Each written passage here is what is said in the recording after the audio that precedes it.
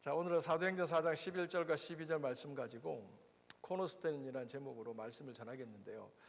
여러분이 아마도 이 내용 4장 11절의 내용은 4장 전체 내용을 보면서 좀 이해를 할 필요가 있습니다. 뭐냐면 여러분이 아시는 것처럼 사도행전 3장에서 무슨 일이 있냐면 베드로하고 요한이 성전에 기도하러 올라갑니다. 기도 시간이었을 때 기도하러 올라가는데 성전 문 앞에 앉아서 베깅하는 사람이 있는 거예요. 근데 그 사람은 40년 동안 일어나지 않은 안진뱅이였어요. 그 사람이 이렇게 돈을 달라고 그러니까 하나님께서 그 순간 베드로하고 요한한테 무슨 마음을 주냐면 너 그냥 지나치지 마라. 제 인생에 내가 개입해야 되겠다. 그래서 다가갑니다. 그러니까 돈을 달라 그럽니다. 어제도 그랬고 그제도 그랬고 내일도 그럴 겁니다. 사람들이 지나갈 때마다 돈을 달라고 베깅을 할 겁니다. 근데 성령 하나님의 마음을 주셔서 베드로가 다가가서 얘기합니다. 네가 돈을 구하네. 근데 나한테 I have no money, but 내 안에 있는 걸 줄게. 나사렛 예수 그리스도 이름으로 명하노니 일어나라. 그래서 이 안진뱅이가 40년 만에 일어납니다. 생각해 보세요. 우리 중에 불치병을 앓는 사람이 있는 거예요. 이 사람이 어디 가서 고쳐져서 온 거예요. 그럼 그게 톱뉴스가 될 거 아니에요? 그래서 온 여러 곳에 이게 소문이 난 거예요. 그랬더니 이제 그 사람들이 뭐라고 얘기를 하냐면 이거 어떻게 된 거지? 어떻게 된 거지? 무슨 일이 일어난 거야? 그랬더니 베드로와 요한이라는 사람이 와서 예수의 이름으로 기적을 행했습니다 라고 하는 거예요. 그랬더니 이 이스라엘에서 소위 종교적으로 위에 있는 사람들이 이거 우리가 못하는 건데 40년 동안 우리가 같이 있었는데 기도해 준 적이 있는데 한 번도 나은 적이 없는데 기적이 일어났네? 기분 나쁜 거예요. 그리고 이제 사두개인이라고 하는 사람들은 예수님의 부활을 안 믿는 사람들이에요. 그 사람들은 이 사람이 예수가 죽었다가 살아났다고 얘기하니까 싫은 거예요. 그래서 이 사람들이 하나가 돼가지고 베드로와 요한을 잡아요. 체포해요. 그래서 감옥에다 가둬요. 그러고 나서 그 다음날 대제사장들이 교회 다니는 목사님들 중에서 높으신 분들이 모여서 이제 심판을 하는 거예요. 재판을 하는 거예요. 그러면서 얘기를 하는 거예요. 너희들 대체 무슨 권한으로 우리 동네에 와서 누구 이름으로 이런 기적을 행했느냐라고 물어봅니다. 그랬더니 베드로가 얘기를 합니다. 너희와 이스라엘의 모든 사람들이 죽인 예수 그리스도를 하나님께서 다시 살리셨고 그 살아난 예수 그리스도의 이름으로 이 안진뱅이가 일어났다라고 얘기하는 거예요. 그러면서 이 예수는 건축가들의 버린 돌과 같이 되었지만 하나님께서 집에 머릿돌로 세우셨다라고 얘기하는 겁니다. 여기서 여러분들이 조금만 어른들은 잘 알 거예요. 건축가가 돌을 버렸잖아요. 지역집사님 너무 잘 알겠지만 건축가들이 누굽니까? 전문가들입니다. 집을 지을 때 이 돌이 이 재료가 쓸모가 있겠다라고 하면 쓸모 있는 거예요. 근데 건축가들이 생각할 때 이거 버려 라고 하면 집을 짓는데 쓸모가 없는 거예요. 그런데 오늘 본문에 보면 건축가가 버렸어요? 건축가들이 버렸어요?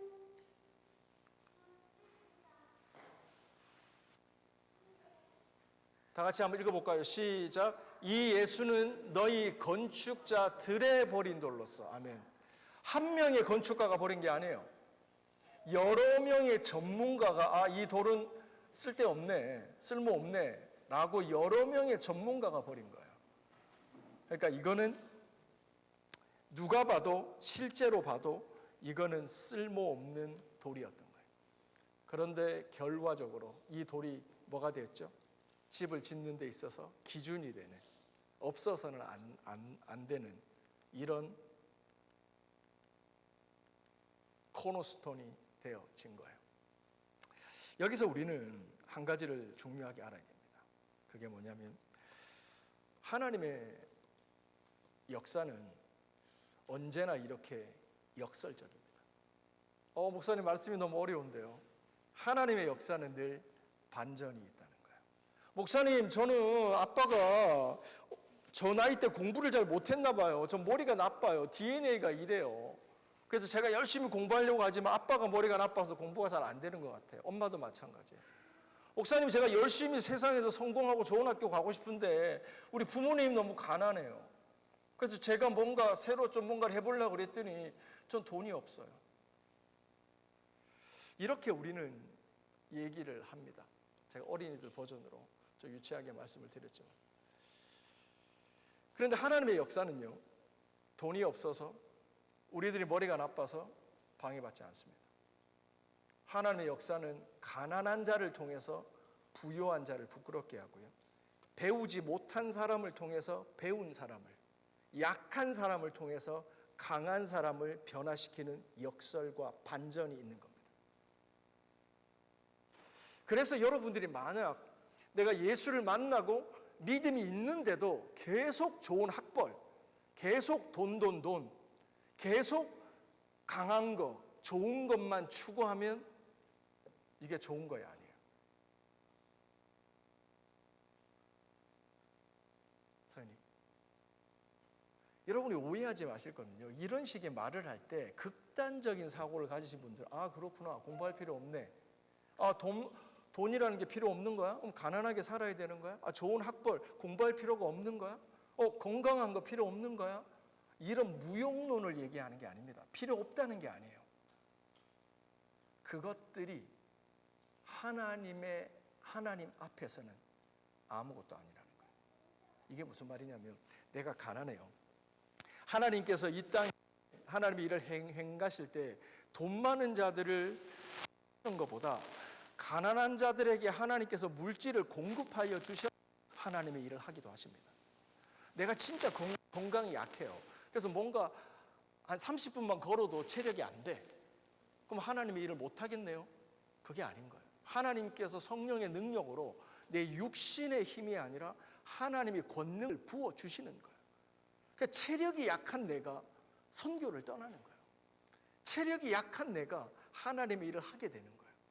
나는 약하고, 나는 부족하고, 나는 가난하지만 하나님께서 뭐요?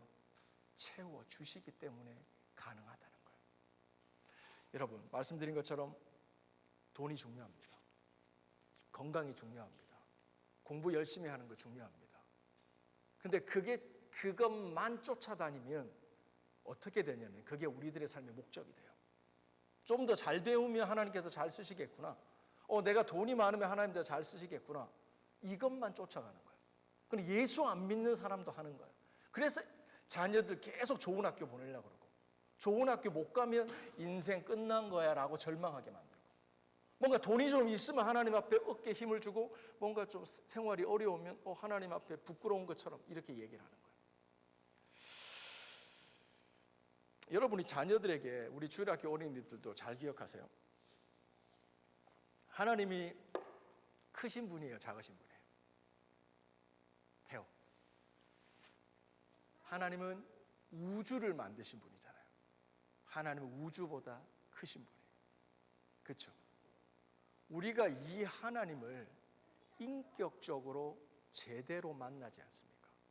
크신 하나님을 제대로 만나고 날마다 만나면, 크신 하나님을 만났기 때문에 이 세상에 나름대로 크다고 여기는 것들이 다 작아 보이는 거예요.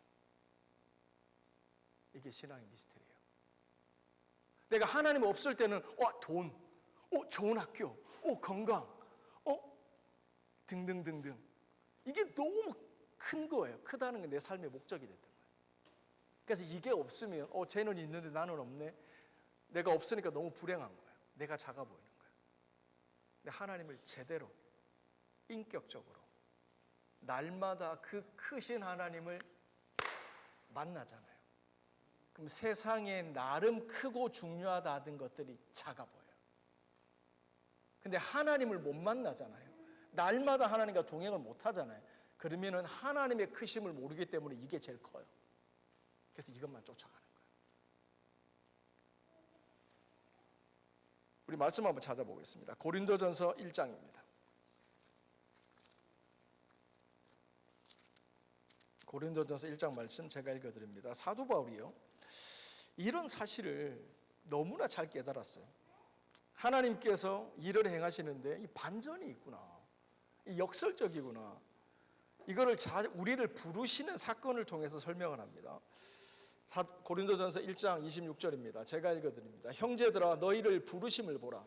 육체를 따라 지혜 있는 자가 많지 않으며 능한 자가 많지 않으며 문벌 좋은 자가 많지 않으며, 그러나 하나님께서 세상에 미련한 것들을 택하사 지혜 있는 자를 부끄럽게 하시려고, 세상에 약한 것들을 택하사 강한 것들을 부끄럽게 하시며, 하나님께서 세상에 천한 것들과 멸시받는 것들과 없는 것들을 택하사 있는 것들을 폐하려 하시나니. 29절 같이 있습니다. 시작. 이는 아무 육체라도 하나님 앞에서 자랑하지 못하게 하려 하심이니라. 아멘. 사랑하는 성도 여러분, 하나님의 역사는 반전 드라마입니다. 없어서 못하는 게 아닙니다. 하나님이 함께 계시지 않기 때문입니다. 내가 못 배워서 못하는 게 아닙니다. 내가 좋은 학벌이 없고 내가 약해서 못하는 게 아닙니다. 하나님이 날마다 내 삶에 동행하지 않기 때문에 못하는 겁니다. 왜냐면요, 반대로 생각해 보세요. 배운 사람들은, 부자들은, 건강한 사람들은 좀 전에 맨 마지막에 같이 읽었던 말씀처럼 뭐 하기를 좋아해요? 정인 집사님, 자랑하기를 좋아해요. 있는 거 자랑해요. 배운 거 자랑해요. 외모를 자랑해요. 남이 안 가진 것보다 내가 상대적으로 우월한 걸 자랑해요. 근데 하나님은 자랑하는 걸 너무 싫어하세요. 왜요? 하나님의 뜻이 있으셔서 어떤 사람은 건강하게, 어떤 사람은 좀 약하게, 어떤 사람은 좀 부하게, 좋은 부자 부모 만나게, 어떤 이유에서, 하나님의 선한 뜻에서 나는 좀 가난한 환경 가운데서 하나님의 삶을 시작하게 하시는 거예요. 우리가 하나님의 그 뜻을 다 이해하지 못할 수도 있어요. 그런데 내가 없다고, 가난하다고 하나님의 일을 못하는 게 아닌 거예요. 하나님께서 부족한 자를 쓰셔서, 하나님이 공급해 주셔서 하나님의 일을 하게 하는 거예요.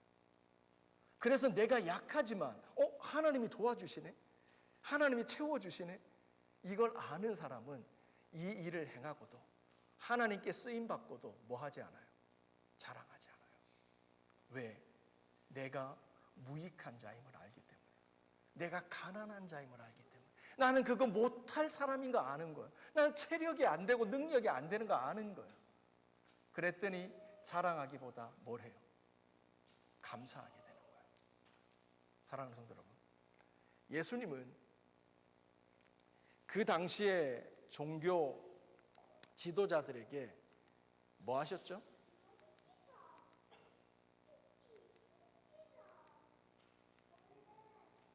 버림받았습니다. Rejected. 예수님은 이 감정을 아세요. The feeling of rejection. 직장에 갔는데 사람들이 나를 reject 하는 거예요. 학교에 가는데 친구들이 나를 reject 하는 거예요. 뭔가 좀 살아볼 거라고 영국의 유럽 땅에 왔는데, 런던에 왔는데 뭔가 좀 하는데 계속 내 안에 rejected 에 대한 feeling이 있는 거예요. 실패에 대한 마음일 수도 있고, 거절에 대한 마음일 수도 있고, 배신에 대한 마음일 수도 있습니다. 예수님께서 하늘 보좌 버리고 이 땅에 오셨습니다. 그 당시 종교와 교회를 잡고 있던 리더들의 눈에는, 그 건축가들의 눈에는 예수는 그리스도가 될 수 없었던 겁니다. 나사렛에서 뭐 선한 게나, 출신이 일단 마음에 안 듭니다. 최소한 대치동에서는 와야죠. 런던에서는 태어나야지. 무슨 나사렛이야. 세상의 권세를 잡고 있는 사람들의 눈에는 예수는 reject, 자격이 안 됐던 겁니다. 그래서 그들은 예수를 버립니다. 죽여버립니다. 우리가요, 예수님을 진짜 잘 믿으면 오늘날에도 마찬가지예요. 제가 신앙생활을 좀 하고 목회를 하다 보면 진짜 어디서 배웠는지 모르겠는데 이런 어떤 신념이 우리 신앙 안에 있어요. 특히 오래 신앙생활 하신 분들. 그게 뭐냐면 예수는 예수고 나는 나라는 거예요. 예수님이니까 그렇게 하지, 예수님이니까 그렇게 말씀하시지 라고 하는 어디서 배웠는지 모르겠는데 이게 정말 뿌리 깊은 믿음이 돼 있어요. 나는 결코 예수님과 같이 못 산다는 믿음이 있어요. 예수님은 종교 지도자들에게 버림을 받았을지 몰라도 나는 누군가 나를 리젝트하면 7배로 갚아줄 거야. 그게 인간미 넘치는 사람이지 라고 하는 합리화가 있어요. 아니에요. 성경을 보면요, 예수님은 우리의, 같이 따라합시다, 길이요 진리요 생명이십니다. 예수께서 사셨던 삶은 우리의 이그젬플입니다. 예수님이 그 당시 사람들에게 리젝티드 됐다는 말은 뭐냐면, 예수님의 길을 닮아서 예수님이 가셨던 길을 가는 사람들은 the feeling of rejection, 필수 과목이라는 겁니다.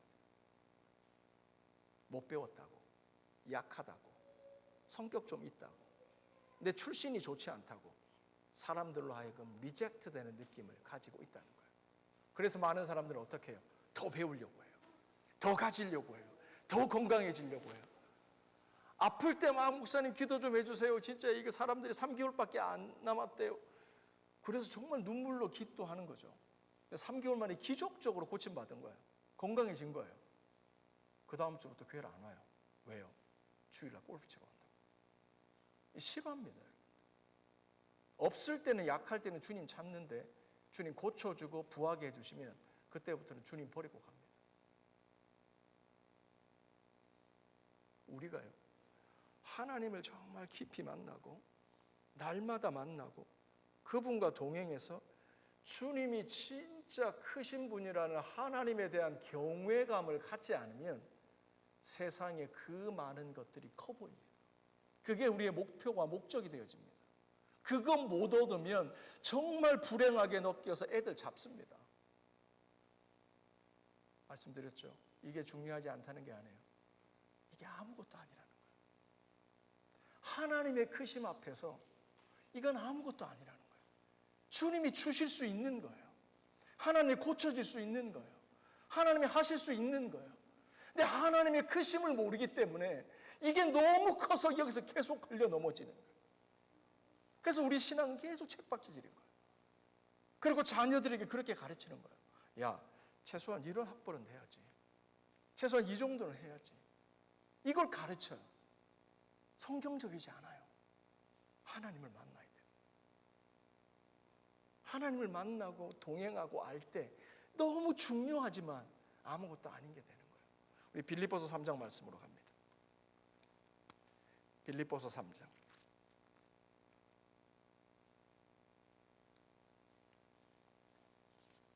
빌립보서 3장 4절 제가 읽어드립니다. 여러분들, 사도 바울이 우리가 잘 아는 것처럼 굉장히 많이 배운 사람이잖아요.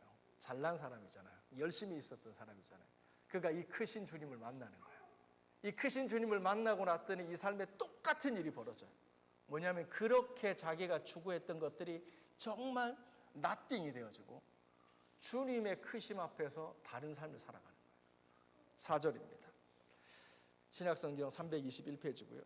그러나 나도 육체를 신뢰할 만하니 만일 누구든지 다른 이가 육체를 신뢰할 것이 있는 줄로 생각하면 나는 더욱 그렇다. 내가 8일 만에 할례를 받았고 이스라엘의 족속이요 베냐민 지파요 히브리인 중에 히브리인이요 율법으로는 바리새인이요 열심으로는 교회를 핍박하고 율법으로는 흠이 없는 자였더라. 그러나 무엇이든지 내게 유익하던 것을 내가 그리스도를 위하여 다 해로 여김은, 여러분 7절이 뭐냐면 크신 주님을 만나고 보니 내 삶의 목적이었던 것이 정말 아무것도 아닌 거네. 무용론이 아닙니다. 하나님 앞에서 상대적으로 아무것도 아니라는 뜻이에요. 그걸 깨닫는 거예요. 더 이상 내 삶에 이게 목적이 아니라는 거예요. 8절이에요. 또한 모든 것을 해로 여김은 내 주 그리스도 예수를 아는 지식이 가장 고상함을 인함이라. 내가 그를 위하여 모든 것을 잃어버리고 또 배설물로 여김은 그리스도를 얻고 그 안에서 발견되려 함이니. 아멘. 이번 한 주 살아가면서 이 자리에 우리 앉아있는 모든 열방의 엄마 아빠 가족들이 크신 주님과 깊이 만나는 한 주가 되어지기를 주의 이름으로 축원합니다. 말씀드렸습니다. 열심히 공부해야 됩니다. 열심히 비즈니스 해야 됩니다. 건강해야 됩니다.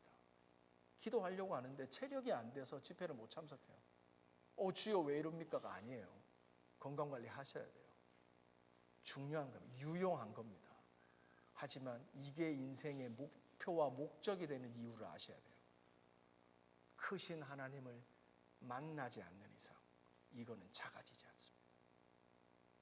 주님과 동행하면서 주님이 내 삶의 실제적인 하나님이 되지 않는 이상 이 가치는 작아지지 않습니다. 이거를 낮추려고 필요 없다고 마인드 컨트롤 하실 필요 없어요.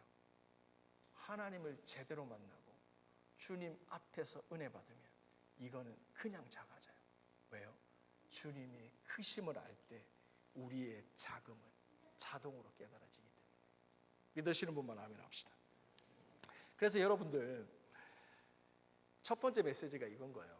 버린 돌이 모퉁이 돌이 된다는 거예요. 버림받았다고, 가난하다고, 약하다고, 머리 나쁘다고, 뭐가 나의 부모가 다른 부모에 비해서 상대적으로 해주는 게 없다고 쭈그러들지 마세요. 절망하지 마세요. 왜? 그 갭은, 부족함은 하나님이 채워주시면 되는 거예요. 아멘이시죠? 그래서 약한 자를 들어 강한 자를, 자랑하는 자를 부끄럽게 하시는 거예요. 그러므로 지금부터 센텐스를 잘 기억하십시오. 우리들의 믿음은 문제와 현실에서 출발하는 게 아닙니다. 우리들의 믿음은 문제와 현실에서 출발하는 게 아닙니다. 우리들의 믿음은 하나님이 어떤 분이신가에서 출발합니다. 여러분이 하나님을 어떤 분으로 믿고 고백하고 그 하나님 앞에 라인업 하느냐가 삶의 차이를 만든다 이 말입니다. 내 안에 하나님의 치유의 능력에 대한 믿음이 없어요. 절대 내가 아플 때 치유기도 할 수 없습니다. 하나님이 내 삶의 공급자라는 믿음이 없으면 내 어카운트 밸런스가 마이너스를 칠 때 하나님 앞에 이걸 해결해 달라고 기도 못합니다. 오히려 다른 일자리를 찾아갑니다. 물론 다른 일자리 찾는 게 나쁜 게 아니에요. 어떤 믿음이 있느냐는 거예요. 우리들의 믿음은 현실과 상황에서 출발하지 않습니다. 하나님이 내게 어떤 분이신가에서 출발한다는 거예요. 그러므로 버림받았다는 느낌, 뭔가 뒤처진다는 느낌, 뭔가 좋은 환경에서 시작하지 못했다는 그 흙수저라는 느낌, 그거 중요하지 않다는 거예요. 하나님 만나기 전에는 중요해요. 하지만 하나님 만나면 그 하나님에서부터 출발하면 그 버린 돌이 rejected stone이 코너스톤이 되는 거예요. 그래서 우리들의 자랑은 오직 뭐예요? 하나님만 있는 거예요.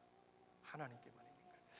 그래서 여러분들이 아까도 말했지만 이 4장 11절이 성경에 여러 번 나와요. 근데 이게 시편 말씀에 보면 이 구절이 똑같이 나오는데 이 구절의 메시지를 지금 제가 전한 메시지를 그대로 얘기해요. 시편 118편 봅시다. 우리 수미 집사님 시편 118편. 똑같은 말이 나오는데 뒤에 약간의 해석이 붙어 있습니다. 그게 메시지입니다. 시편 118편 22절. 시편 118편 22절 23절.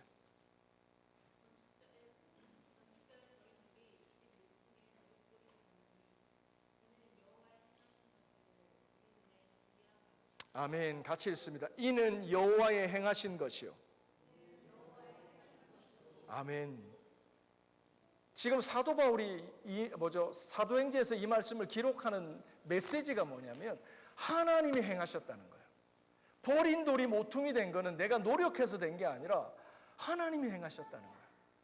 자랑하는 사람들에게 열심히 자랑하고 노력하고 애쓰며 사는 게 답이 아니라, 그게 인생의 목표가 아니라 하나님이 하셔야 되는 걸 얘기하는 거예요.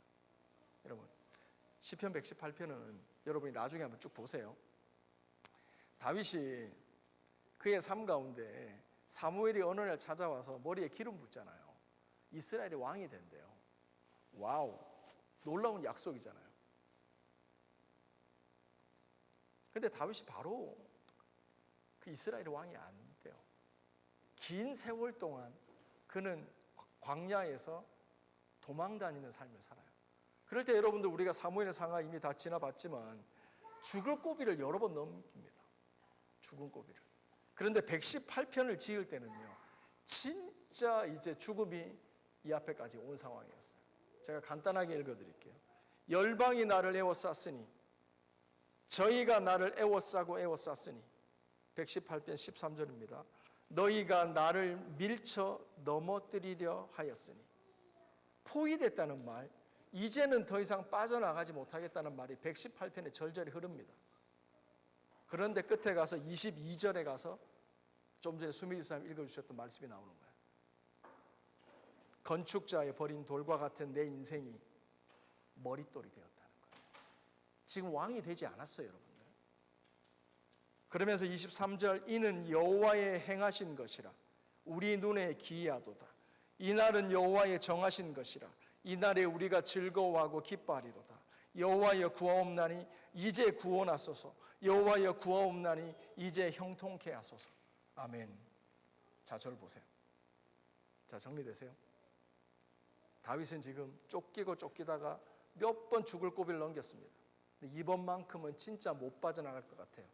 적들이 나를 에워쌌고 이제는 넘어뜨리려고 해요. 근데 그 순간에 다윗은 자신의 삶을 버린 돌과 같은 모습으로 얘기해요. 근데 하나님이 나를 모퉁이 돌과 같은 인생으로 반전시키실 것을 다윗은 믿음으로 고백하는 거예요. 그러면서 그는 거기서 죽는 그 순간에 오히려 뭐해요? 믿음으로 감사하고 있는 거예요. 믿음으로 감사하고 있는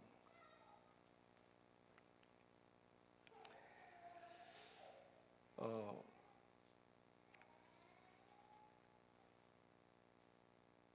우리의 믿음은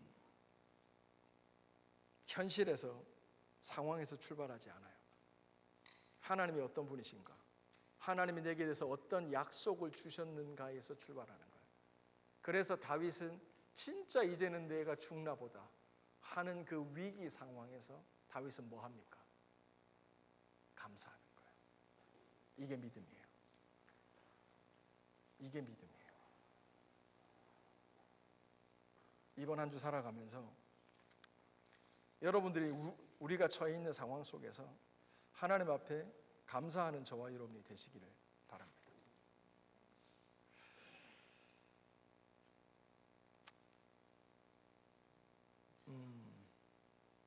세 페이지 중에서 지금 두 페이지 했는데 지금 분위기가 지금 맞춰야 되는 분위기인데 어떻게 할까요, 이걸? 주여. 그래도 전했으니 제가 최대한 줄여서 전하겠습니다. 메시지 두 번째 들어갑니다. 예수님이 머릿돌입니다. 아, 목사님 뭐 대단한 메시지인 줄 알았잖아요. 예수님이 기준이라는 거예요. 예수님께서 모퉁이에 돌이 됐다는 건 교회의 예수님이 기준이라는 거예요. 교회 안에 많은 모임들이 있습니다. 우리 교회를 치면 전도회, 다른 교회를 치면 목장 모임, 다른 교회를 치면 구역 모임이 있습니다. 이 모든 모임들에 있어서 우리는 성도의 교제라는 이름으로 모임을 가집니다. 그때 우리가 기억해야 될 게 예수님은 모퉁이 돌이라는 거예요. 기준이라는 거예요. 그 말은 에베소서 말씀 한번 찾아볼게요. 에베소서 2장입니다. 에베소서 2장 20절, 신약 성경 311페이지입니다. 에베소서 2장 20절. 누가 읽어주실래요? 제가 읽겠습니다. 너희는 사도들과 선지자들의 터 위에 세우심을 입은 자라. 그리스도 예수께서 친히 뭐가 되셨다고요? 모퉁이 돌이 됐다는 거예요. 머릿돌이 됐다는 거예요. 이게 무슨 뜻이냐면 21절, 그의 안에서 건물마다 서로 연결하여 주 안에서 성전이 되어가고 너희도 성령 안에서 하나님의 거하실 처소가 되기 위하여 예수 안에서 함께 지어져 가느니라. 아멘. 모퉁이 돌의 역할을 에베소서는 연결하는 역할이라고 얘기합니다. 교회 안에서 공동체가 하나 되는 건 인간적으로 친해지는 게 아닙니다. 언니 오빠 되는 게 아닙니다. 예수를 통해서 하나 되는 겁니다. 이게 성도의 교제입니다. 우리 교회는 그렇지 않지만 제가 12년 동안 주구장창 외쳤기 때문에 교회가요, 넘어지기 쉬운 게 성도의 교제라는 이름으로 엄청나게 인간적으로 끈끈합니다. 거기 가보면 언니 오빠예요 다. 그게 아니에요. 예수님이 모퉁이 돌이 된다는 건 오로지 예수 그리스도를 통한 은혜로 말미암아 우리가 하나 되는 거예요. 그래서 성도의 교제에는, 셀 모임에는, 목장 모임에는, 구역 모임에는 반드시 뭐가 있어야 돼요?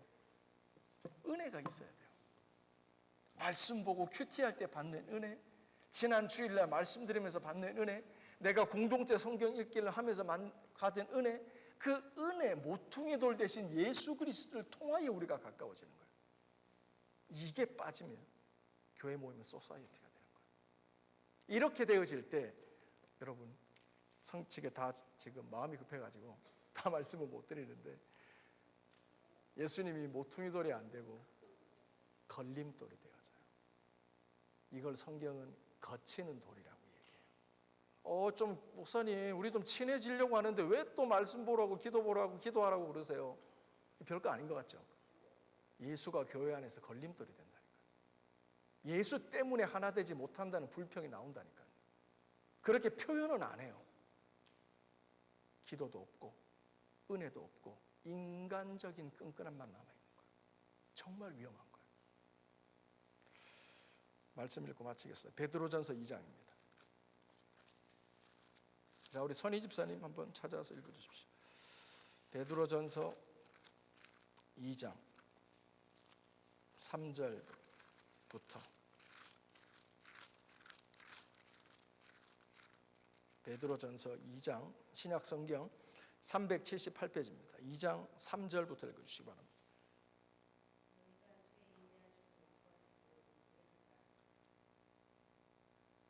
계속요.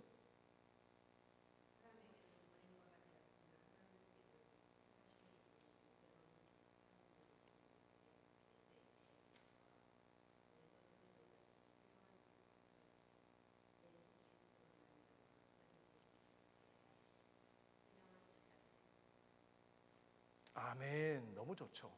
뒷부분입니다. 계속요. 6절부터.